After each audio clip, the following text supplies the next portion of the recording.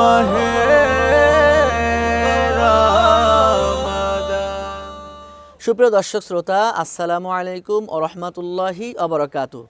মহান রব্বুল আলামিন বলছেন, ইয়্যাকা না'বুদু ওয়া ইয়্যাকা নাস্তাঈন। আমরা একমাত্র তোমার ইবাদত করি এবং তোমার কাছে সাহায্য চাই। আল্লাহ রাব্বুল আলামিন এখানে আমাদেরকে এই আয়াত দ্বারা বোঝাচ্ছেন যে আমরা যেন শুধুমাত্র আল্লাহ তাআলার ইবাদত করি। কেউ যদি মহান রব্বুল আলামিনের ইবাদত পরিপূর্ণভাবে করে তাহলে অবশ্যই আল্লাহর কাছ থেকে আমরা সাহায্য পেতে পারবো।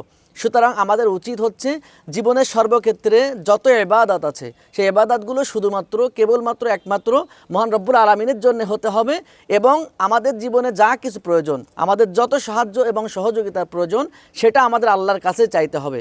কারণ আল্লাহ পাকই আমাদের সমস্ত সব কিছু সাহায্য করার একমাত্র মালিক। সুতরাং এই আয়াতে কারিমা থেকে শিক্ষা হচ্ছে আমরা আল্লাহর ইবাদত করব এবং জীবনের সব ক্ষেত্রে মহান রব্বুল আলামিনের কাছেই আমরা সাহায্য প্রার্থনা করব। আল্লাহ পাক যেন আমাদেরকে তার ইবাদত করার তৌফিক দান এবং তার কাছেই যেন সাহায্য চাওয়ার মতো আমাদের তৌফিক দান। ওমা তৌফিক ইল্লা বিল্লাহ। আসসালামু আলাইকুম ওয়া রাহমাতুল্লাহ। মুবারক হোক মাহে রমাদান।